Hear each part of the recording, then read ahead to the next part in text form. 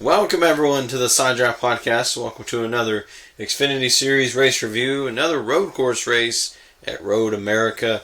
We saw Christopher Bell, the first of the big three to win at a road course in their career. So, pretty big win for him. Yeah, it says a lot for that team. They won a lot of races this year, and now he won on a road course, so he's put them all together now. So let's take you all the way back to the beginning of this morning, really, because A.J. Allmendinger would win the pole. He would lead the majority of stage one. Actually, he would lead pretty much all of it, and would see some pit strategy before the end of the stage. We had the Benedetto, Bell, Smith, and Gralla that all pit before the stage end. But the only major thing that happened during the stage was Justin Allgaier blowing a tire and going off into turn one there, and unfortunate circumstance because we saw that he was going to win Bristol pretty much. Just had some tire issues and had another tire issue this week as well. So it came at a fortunate time because it was the final lap of the stage anyway. I believe he just come in a little too hot and locked the tires up, and it blew to the left front, and then he just went straight to the sand trap, but they pulled him out. So I believe he just went one lap down, so I guess it's a good time for that, just because they're going under the caution. Yeah, and with that, it would end under caution, and AJ would win the stage. Yeah. And then stage two, Austin Cindric would stay out, and everyone was like, "What are you doing? What are you doing? Why? This doesn't make any sense."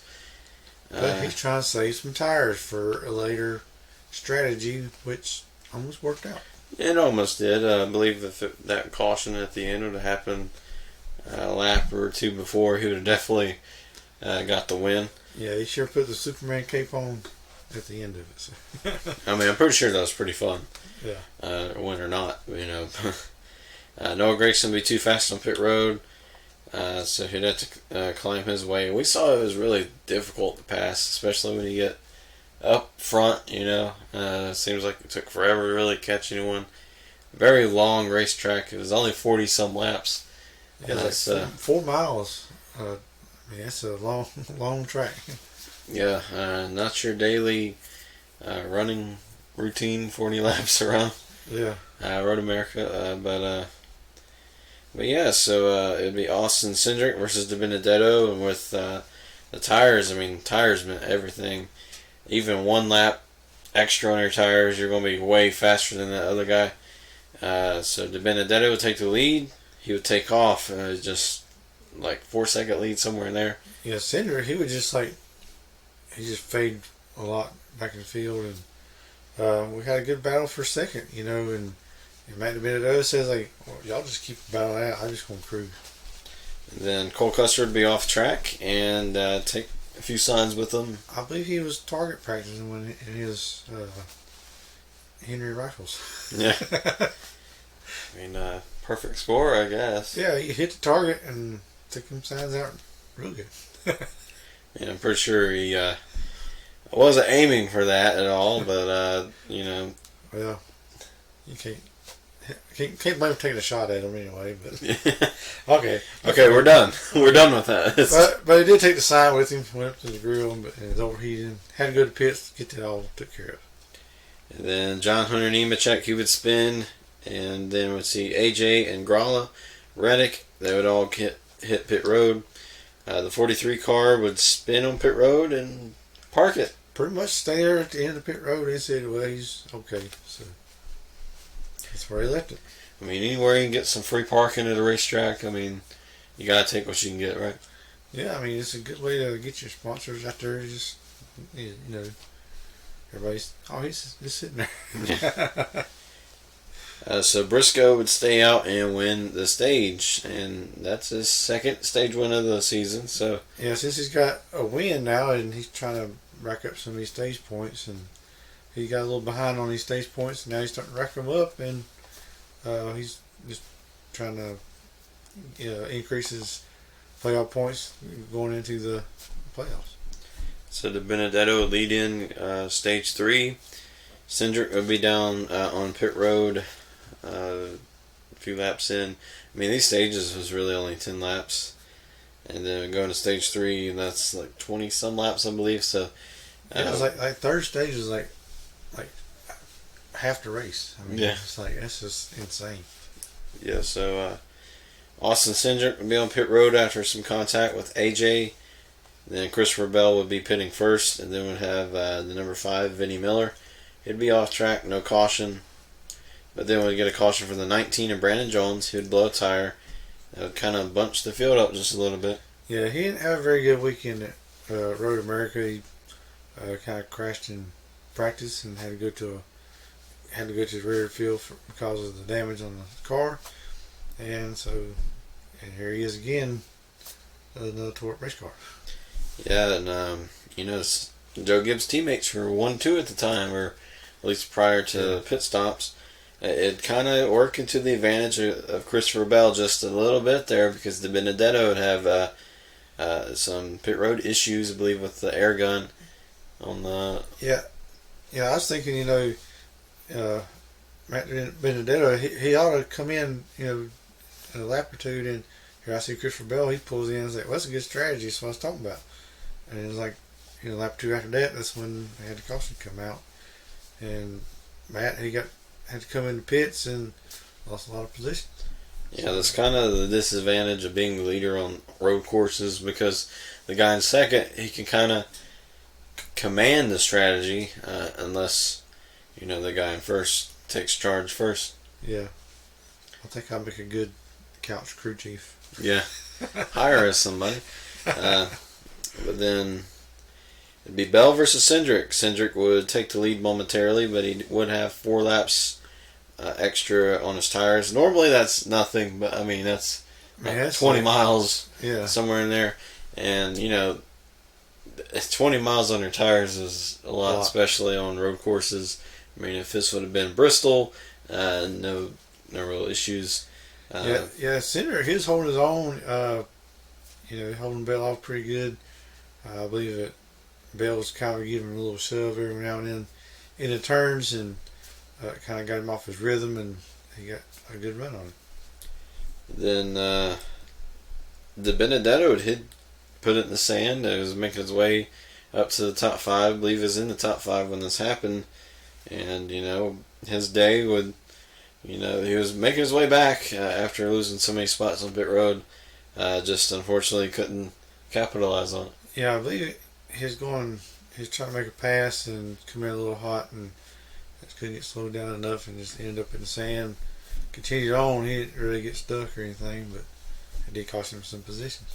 And AJ would be right on the tail of Christopher Bell. Would have a caution for the 08.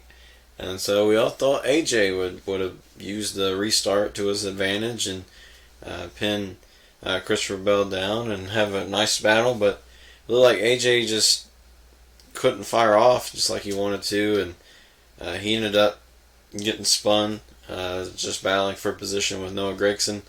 Yeah, at that last caution, Austin Cindric will come. He'll leave third position and go in the pits. I'm like, what are you doing? You in third? Come on, man! But Brian Wilson I think it's a great call by him for saving them tires, and he come out 20th, something like that. I believe it was 27th. Yeah, so 27th, and you got 2 laps to go. I mean, ain't no way he's gonna get up there, but he did. He was blistering through the field, and that's that's incredible. I mean, it was a great strategy. Just needed the caution to happen. A lap, probably just 1 lap extra, he would have been right there battling Christopher Bell in the final corner, I'd say. Yeah, if he has that 1 more lap, he'd definitely be in the victory lane. Yeah, and it seemed like the guys in second through 5th. I mean, they just kind of battled each other, and nobody could really catch the leader at any moment in the race, besides if the leader just had a disadvantage on tires. But great race by Christopher Bell. It didn't make any mistakes, even though qualifying made a lot of them. And yeah, that last restart was just crazy. I mean, I think a lot of them should have been driving like it all day, and it might have been got a little better positions too. Yeah. Because they was all over each other. They was pushing it, and it was just insane. Yeah, so congratulations to Christopher Bell and Joe Gibbs Racing, their first win at this track. And I believe that continues the streak of drivers that, we haven't had any reoccurring winners at Road America. Yeah, I mean, it's always somebody new. I believe that's how it was at Mid-Ohio as well. So we're seeing a lot of new faces in Victory Lane in terms of those tracks, but we'll see if that continues on next season. And who do you think will be the next repeat winner? Yes, we'll see. That'd be a good question there. Yeah, so next week it is Darlington, throwback time. I'm going to guess that a Cup driver will win that race. It's been a while since we've talked about a Cup driver winning an Xfinity race, so it'll be really crazy too. Dale Jr. gonna be racing in it, so it'd be pretty awesome to see him win again.